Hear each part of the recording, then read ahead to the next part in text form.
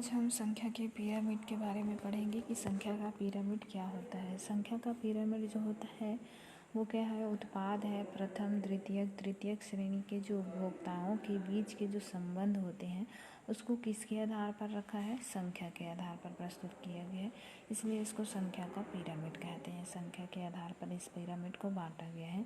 यहाँ पिरामिड जो है ये सीधा भी हो सकता है या उल्टा भी हो सकता है, किसी एक प्रकृति का हो सकता है, या तो सीधा होगा या तो उल्टा होगा। ठीक है, यहाँ पे हम देख सकते हैं कि किसका है, किसी संख्या का पिरामिड है। संख्या के पिरामिड के अंतर्गत ये वृक्ष का क्या चीज़ है, पिरामिड बनाया गया है एक ट्री का, जिसमें यहाँ पे ट्री देखते हैं तो वो क्या होता है, एक ही ट्री है, लेकिन जैसे जैसे ये क्या होते हैं, इस ट्री में जो जीवों की संख्या है वो क्या होते हैं, आगे बढ़ते जाते हैं। ये क्या है, प्रोड्यूसर है, ग्रीन पौधे हैं जो T1 कहलाते हैं। फिर उसके बाद हर्बीवर आता है जिसको शाकाहारी बोलते हैं या प्राइमरी कंज्यूमर भी बोला जाता है। तो ये पौधे की अपेक्षा इसकी संख्या बढ़ जाती है। फिर इससे और भी छोटे जीव आते हैं जिसकी संख्या क्या हो जाती है, और अधिक हो जाती है। तो ये संख्या के आधार पर इस पिरामिड को बांटा गया है।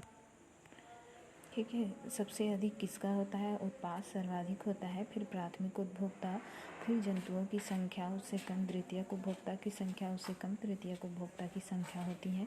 कृषि के क्षेत्र में देखा जाता है तो पारिस्थितिक तंत्र में वृक्षों की जो पारिस्थितिक तंत्र जो होता है वो हमेशा उल्टा बनता है।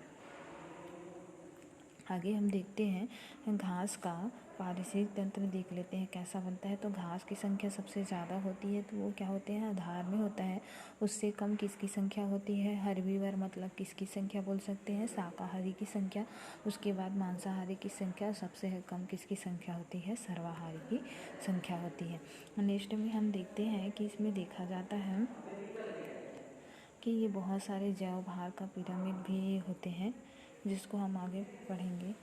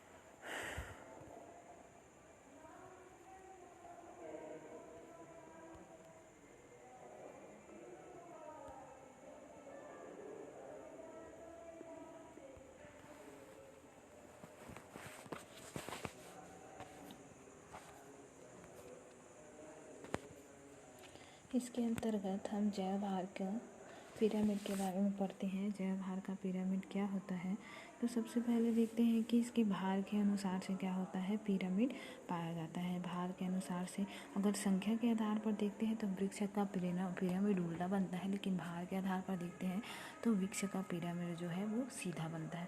तो एक वन पारिस्थितिक तंत्र में, घास पारिस्थितिक तंत्र में यदि जीव भार का अध्ययन करें तो उत्पाद का भार सबसे ज़्यादा होता है, और उच्च श्रेणी के जो उपभोक्ता होते हैं उसका जीव भार क्या होता है, सबसे कम होता है। लेकिन तालाब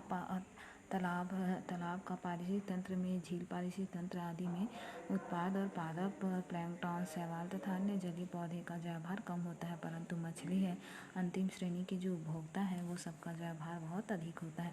ऐसी स्थिति में जैवभार का पिरामिड उल्टा होता है। ठीक है, तालाब है, समुद्र है, ये सब का जो पिरामिड होगा वो क्या होगा, जैवभार के आधार पर उल्टा होगा। लेकिन यदि उसी को हम पौधे में देखेंगे, वृक्ष में देखेंगे, तो वो क्या होता है, सीधा होता है। ठीक है, यहाँ पे हम देख सकते हैं एक वृक्ष है जिसका जैवभार सबसे ज़्यादा है, उससे कम हुआ प्राथमिक उपभोक्ता और उससे भी कम किसका होगा, द्वितीय या सर्वाहारी का होगा। नेक्स्ट हम देखते हैं जैवभार के अनुसार से ही देखते हैं। यहाँ पे जैवभार के अनुसार से आप लोग देख सकते हो कि यहाँ पे कॉर्निवर की जो सबसे अधिक भार तालाब का देखते हैं तो क्या बनता है, उल्टा बनता है। क्या बनता है, उल्टा। तो इसमें क्या चीज़ है, डायटम्स है, प्रोड्यूसर है, ये इसकी भार कम होता है। फिर हर्बीवर का भार सबसे ज़्यादा और कॉर्निवर का भार उससे सबसे अधिक होता है, इसलिए इसका जो होता है वो क्या होता है, उल्टा बनता है। ऊर्जा का पिरामिड देख लेते हैं, ऊर्जा का पिरामिड क्या होता है। तो इसमें हम आ जाते हैं ऊर्जा के पिरामिड के अंतर्गत। ऊर्जा के पिरामिड को पारिस्थितिक पिरामिड का वास्तविक प्रतिदर्श माना जाता है। ऊर्जा का पिरामिड को वास्तविक पिरामिड का माना जाता है क्योंकि यहाँ पारिस्थितिक तंत्र का कोई भी प्रकार क्यों ना हो, यहाँ हमेशा सीधा बनता है और सूर्य की ऊर्जा के प्रवाह के संदर्भ में बनाया जाता है।